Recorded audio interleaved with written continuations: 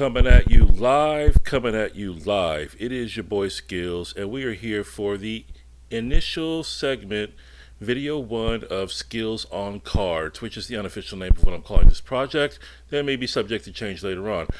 Anyway, many moons ago, I promised, well, I didn't promise, but I brought up the idea of video myself, recording myself, opening, busting out 2023 ToppsBaseball when I got the set. Well, I got the set now, and I'm figuring, hey, why not give it a shot? Never done it before. I see other people doing it. It works out pretty well. It's pretty entertaining, so I'm going to give it my best to do the same. We're going to start up tonight with 2023 ToppsBaseball card numbers 1 through 25. And then after that, we'll see how it goes, and hopefully you enjoy what you're watching. Card number 1, Juan Soto, Padres. He's now a Yankee, of course. What do we see on the back? What do we see on the reverse? We see Juan's trade to San Diego was a seismic summer event in 2022 as the Padres moved to acquire the 23-year-old superstar. Even bigger things are expected now, and those bigger things did not happen. This is me talking now. The Padres disappointed. Juan Soto's a Yankee now, still making that scratch, that annual scratch. Set a record for arbitration for annual scratch. Juan Soto did. Card number 2, Zach Thompson. Zach Thompson, card number 2. He is a Pittsburgh Pirate. There is no blurb for Mr. Thompson to speak of, and not much by way of stats. He got in 29 games with the Pirates. 1, 3, lost 10. Not many other great numbers to speak of here. Zach Thompson, Pittsburgh Pirates. Card number 3, Bryce Harper. I'm still getting used to where to put the cards, guys. Give me some time. Bryce Harper, Philadelphia Phillies, longtime national, of course, 2-time MVP, injured for most of 22, or at least half of 22, came back. He's a first baseman now, still with the Phillies, helped him get to the 22 World Series. Bryce Harper still searching for his own personal first World Series ring. Lots of league-leading stats, as you can see on the back here. Home run champ, co-champ in 2015. A reprise of his 21 National League MVP romp was nixed by a thumb injury, but Bryce was as destructive as ever last season. In June, he began his long IL stint, ranking second in the loop with a 986 OPS. Good for Bryce. Card number 4. And now in the portion of the set where the card numbers are going to match the uniform numbers. Yadier Molina. Molina, of course, is Cardinals catcher, longtime catcher. He gets a sunset card in this year's set. Played all 19 years of his career with the Cards. Didn't lead the league in anything according to this. 176 home runs. He's going to the Hall of Fame. He won like 1 million Gold Gloves. Had a reputation. Do not run on this guy, and do not upset this guy either, because he also ran a little hot. Yadier did. Card number 5, keeping with the uniform number theme, Albert Pujols. Also got a sunset card. 22 was his last season. As you know, he came back to the Cardinals, about 24 home runs, to creep over the 700 mark. All kinds of league-leading stats. Going to the Hall of Fame, no doubt about it, for Albert Pujols, unless they bust him for PEDs between now and 2020. That would be 2028 he's eligible. And Pujols, of course, was one of the few guys left who was older than me in baseball. Now it's just down to Rich Hill. Card number 6, the All-Star, Paul Blackburn, Oakland A's. Can't believe he's still there. He is easily the longest tenured A, going back to 2017 with the team, off and on, with, if you don't count different injured stints and minor demotions. Blurb says, after 5 seasons in which he started no more than 10 games, Paul's steady work in 2022 landed him in the MLB All-Star game. ERA of 2.90 through 16 starts. Got hurt in August. Well, Blackburn didn't really do much for the 23 A's, but really, who did? It was that whole situation. Don't even get me started there. Paul Blackburn, no relation to Nick. Card number 7. Now, for the proof how old I am, I watched Bobby Witt Sr. throw a near-perfect game in 1994 that should have been a perfect game were it not for a missed call on a Greg Gagne bunt of the Royals. Oddly enough, Greg Gagne was a Royal. Now his son, Bobby Witt Jr., is a prominent Royal, one who got 150 games as a rookie in 22, about 20 homers, 80 RBI, 30 steals. Blurb says, as advertised, best describes Bobby's 22 season. The Phenom flashed all 5 tools, leading AL rookies in numerous categories. Nicky Lopez said some things about him, and he's a great kid, too. He's as good as it comes. It's easy to root for people like that. Bobby Witt Jr., getting it done at a young age, born in June 2000. Boy, I'm an old fart.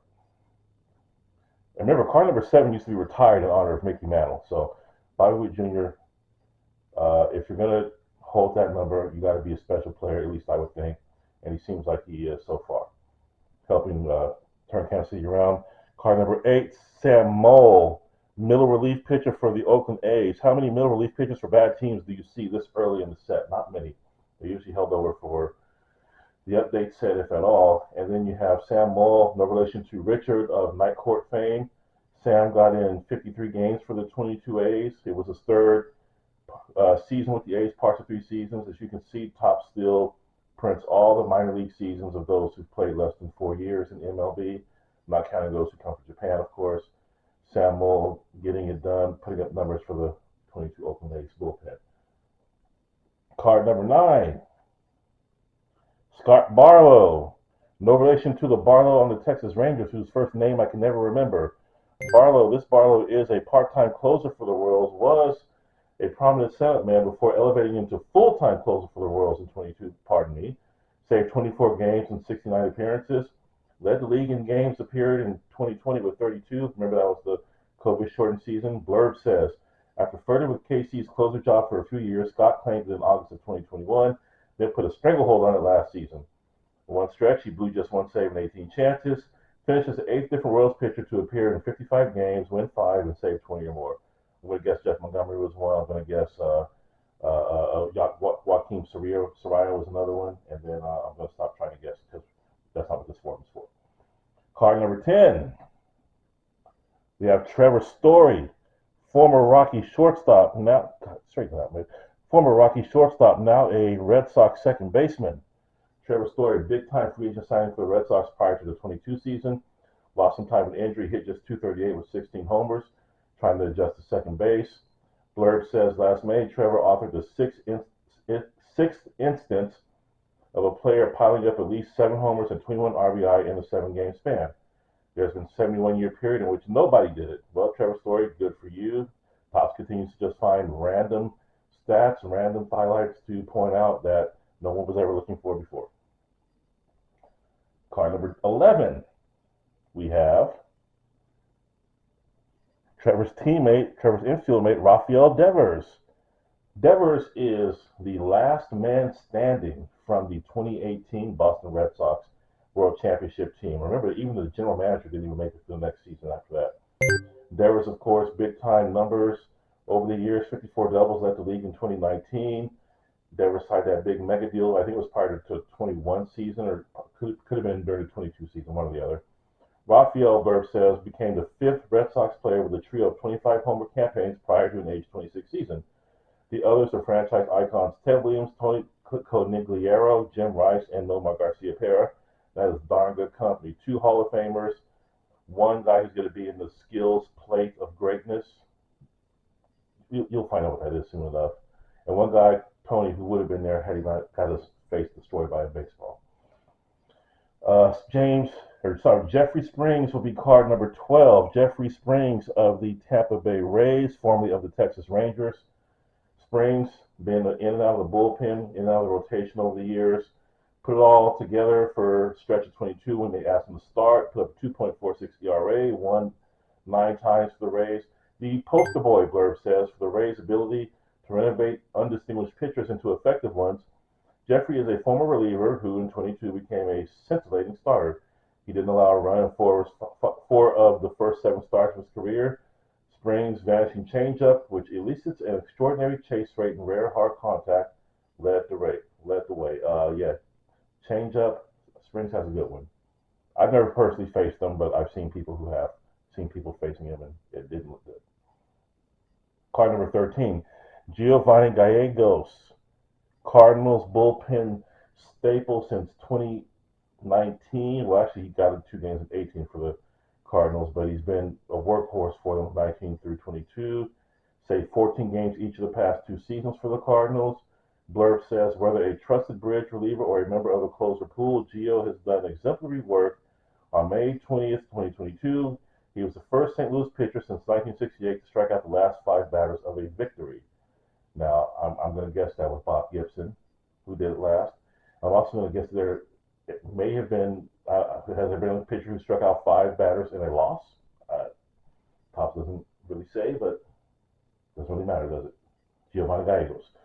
Card number 14, Brandon Drury. And this is a perfect example of a guy who's going to have to work, continue to work to shed that utility label, at least where I'm concerned, because he used to be a kind of a play 4 positions type guy, played a lot for the Diamondbacks, played a lot for the Blue Jays for a minute there, then kind of was like invisible, but re-emerged with the 22 Reds, 20 home runs in 92 games, traded to the Padres, hit 8 more. So this is a guy who flash in the pan, not possibly, but he certainly displayed some power, certainly displayed enough to be thought of as more than just some utility multi-purpose guy.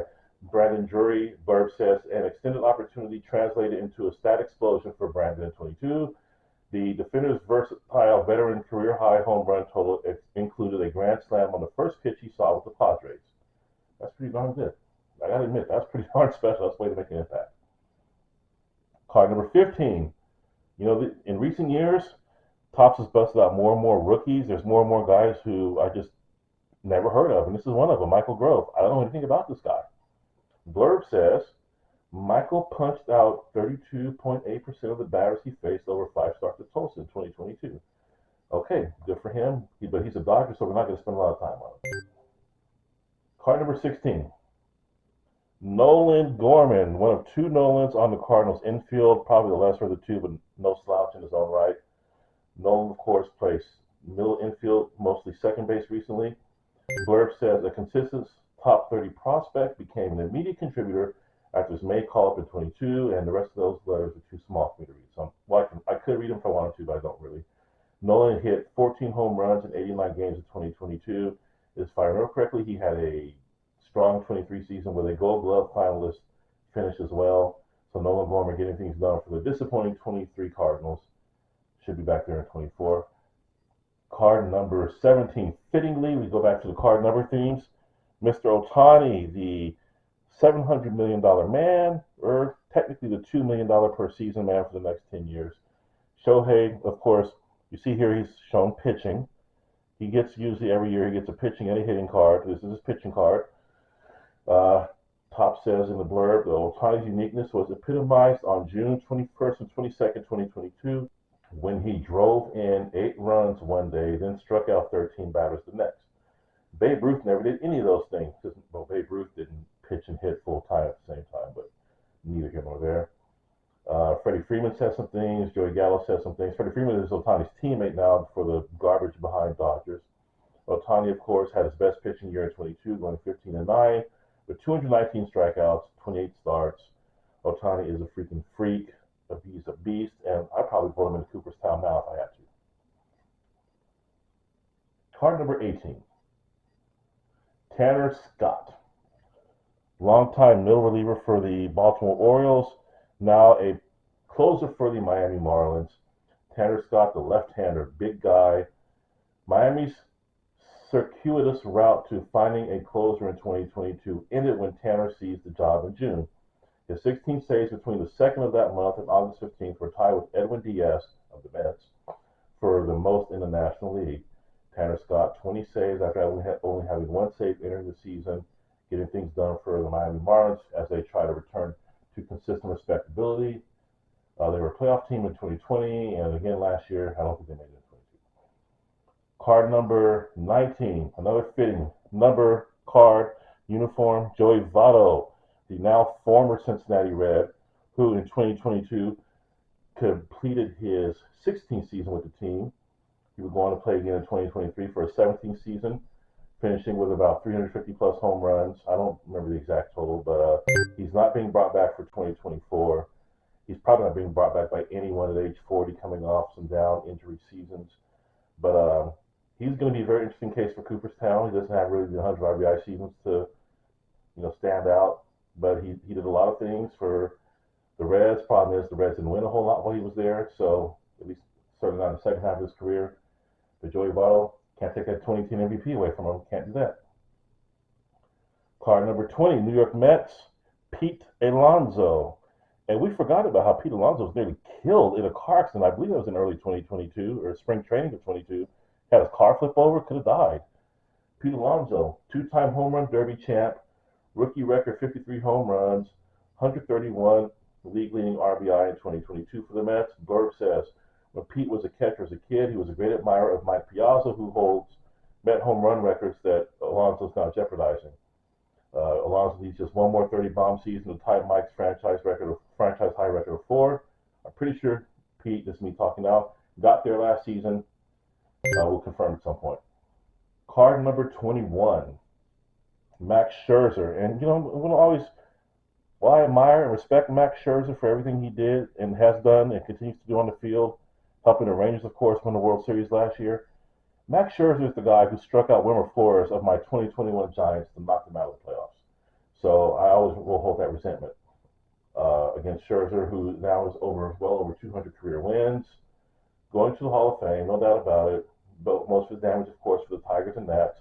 The Mets gave him that video tribute after 1.5 seasons. What the heck was that all about? Good Lord. Card number, uniform number. Theme fits. Theme continues. Clayton Kershaw of the Dodgers. Great pitcher, another Hall of Famer in waiting. Won't spend too much time talking about him because he's a Dodger, but he's over 200 wins now. He was at 197 after the 22 season ended. 36 years old. Probably going to come back with the Dodgers. Not confirmed as far as I know.